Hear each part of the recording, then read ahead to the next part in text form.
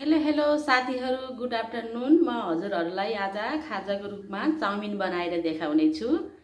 चाउमिनको लागि चाहिँ सुरुमा मैले यहाँ देख्न सक्नुहुन्छ पानी बसाले। पानीमा चाहिँ आधी चम्चा जति नुन र 1 चम्चा जति तेल राखिसकेको छु मैले।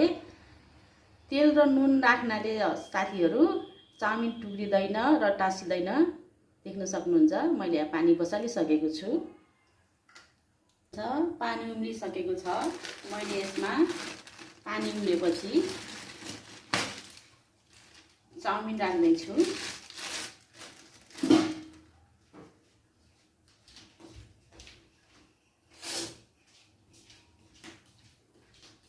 चाउमिन राखिसके साथीहरू चाउमिनलाई एकछिन उमाल्नुपर्छ।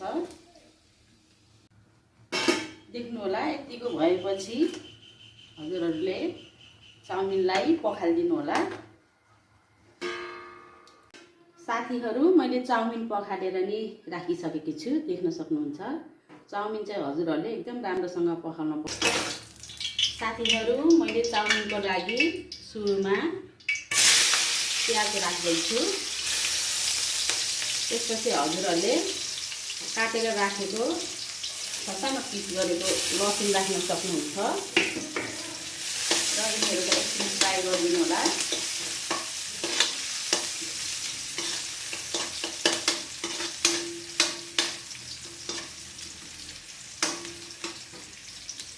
यतिको फ्राई भएपछि हजुरहरूले क्याप्सिकम राख्न सक्नुहुन्छ। अनि काटेर राखेको खुर्सानी, गाजर, टमाटर राखेर एकछिन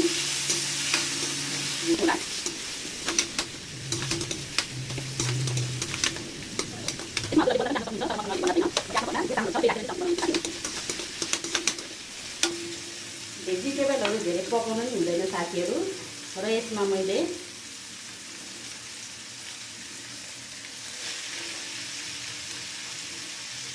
चाउमिन राख्दैछु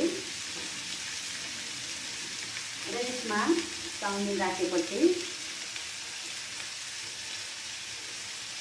कालो कस राख्नु होला। अलिकति अजिलो लगाइदिनु होला र अलिकति बेसार,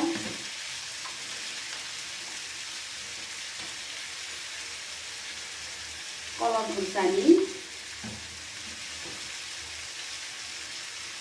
र चाउमिन मसला,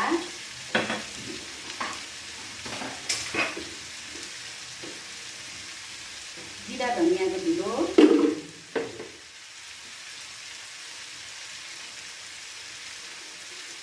र अमिलो राख्नु होला।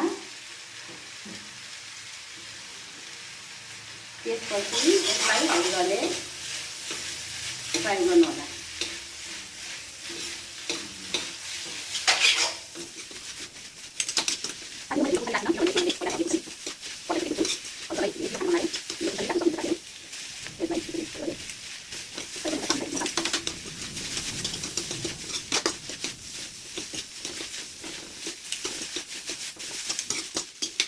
यसमा हजुरहरूले स्वाद अनुसार नुन राख्नु होला।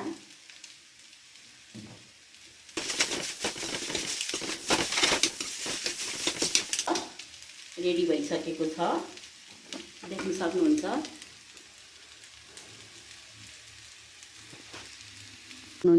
मेरो चाउमिन बनेर रेडी भयो।